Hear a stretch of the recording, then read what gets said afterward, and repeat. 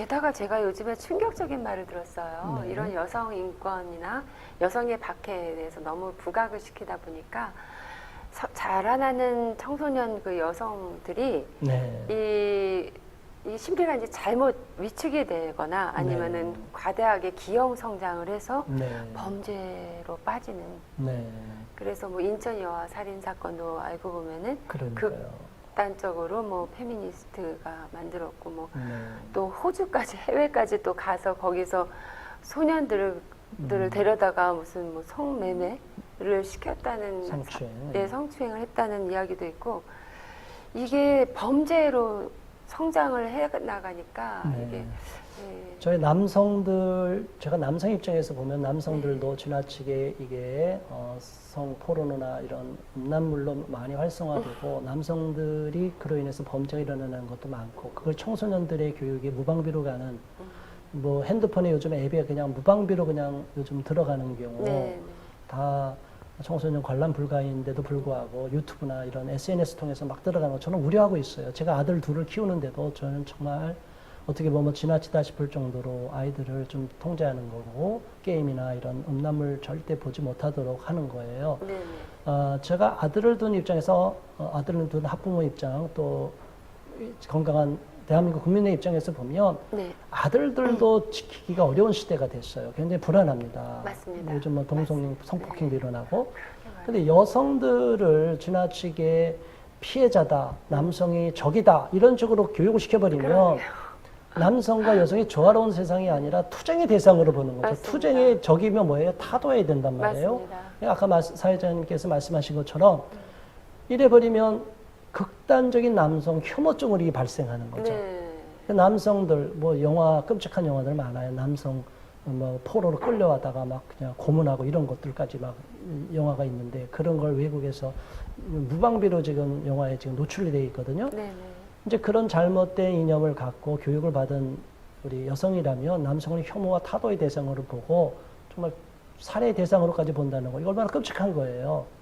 여성도 맞습니다. 남성도 마찬가지죠. 여성을 뭐 학대의 대상, 성 착취의 대상으로만 보면 이건 정말 문제고 이게 전쟁이 무서운 게 그거예요. 전쟁이 일어나면 이 윤리 도덕이 마비되니까 그냥 모두 다 야만 사회로 돌아가는 거고 상대방을 착취 대상으로 보고 살인을 뭐 아예 자연스럽게 여기니까 우리가 그런 야만 사회로 돌아가지 않기 위해서 법이 있는 거고 네네. 질서가 있어야 되는데 네. 남성과 여성이 네. 조화로운 세상을 만들지 않겠다, 투쟁의 대상으로 만들겠다 하면은 이제 앞으로는 끔찍한 세상이 이런 사건들이 앞으로 네. 더 많이 발생하지 않을까 우려하고 있습니다. 네, 맞습니다.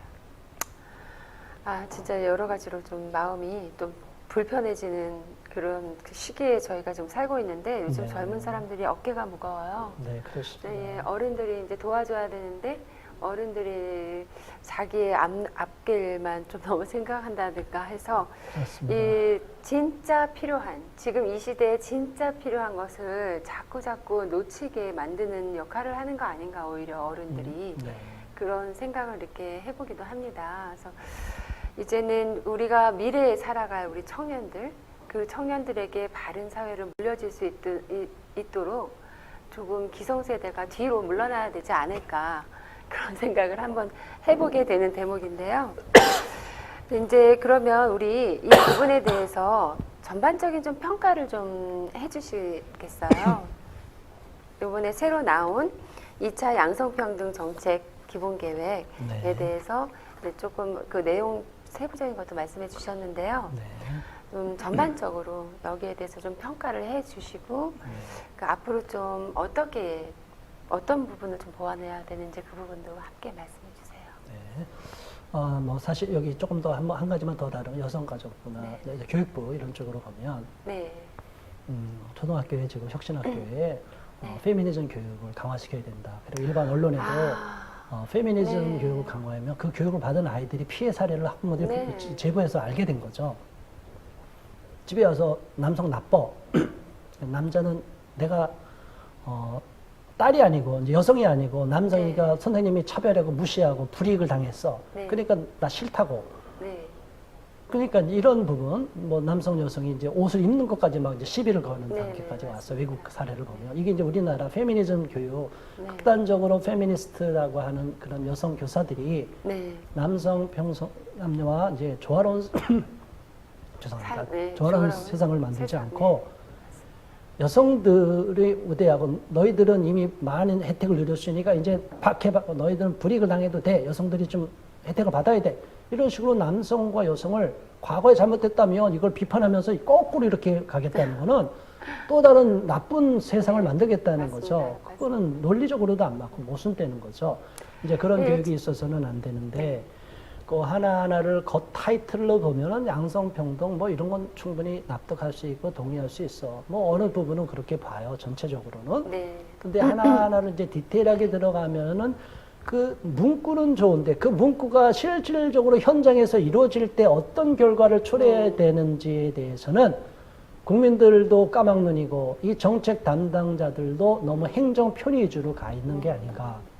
그래서 그것이 실질적으로 어려움이 빠져 있을 수 있기 때문에 우리는 나무만 보아서도 안 되고 또 숲만 봐서도 안 되죠.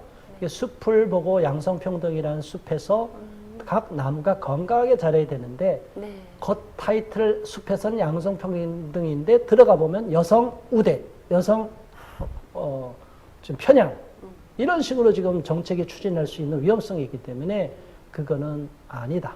그래서 그런 걸 우리가 주의해 봐야 되고 이런 정책의 실효성을 거두기 위해서는 남성을 타도의 대상으로 봐도 안 되고 남성이 우리 사회의 중심 한 동반자고 같은 펠로 동료고 또 결혼하는 부부들이 서로 힘을 합쳐서 우리 사회를 건강하게 만들고 또 우리 결혼하든 안 하든 남자와 여자는 조화로운 세상을 만들어야 된다. 네. 그런 취지에서 네, 그거를 자꾸 갉아먹고 남자와 여자의 조화가 아니라 미움과 갈등을 부추기고 증폭시키는 쪽으로 정책이 나온다면 이런 정책은 아예 없는 게 낫다.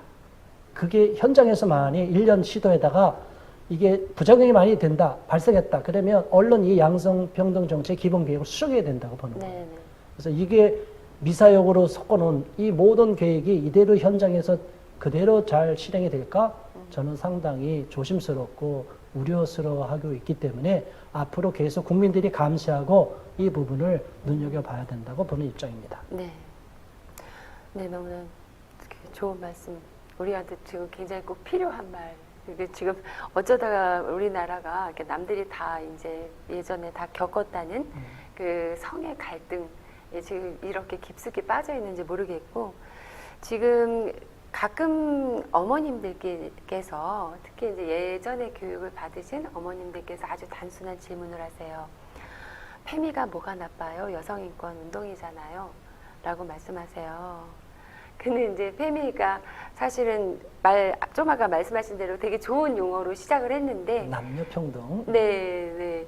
좋은 용어로 시작을 했는데 그게 너무 극단적으로 가다 보니까 그리고 혐오감을 가르치기 때문에 그 남성을 혐오하는 마음을 가르치기 때문에 증오심을 가르치고 네. 조화롭지 못한 세상을 만들고 네. 갈등의 세상을 만드는 것이 바람직하진 않죠. 그렇죠. 그로 인해서 이제 뭐 메갈리아라던가 또 뭐 워마드라던가 이렇게 파생적으로 나오는 범죄들과 이어지기 때문에 사회의 또 균형을 깨트릴 뿐만 아니라 또 범죄하고 이어지기 때문에 반드시 우리 아이가 페미나 워마드 이런 것과 같은 이제 극단적으로 혹시 흘러가지 않나 체크해 볼 필요도 있는 것 같습니다. 네, 그렇습니다. 네, 오늘 또 이제 이게 정책에 대해서 여성을 위한 정책에 대해서 설명을 해주셔서 감사드리고요. 네, 고맙습니다. 네, 대표님. 예, 다음번에 또 좋은 그 정책 설명 드리겠습니다. 네, 감사합니다.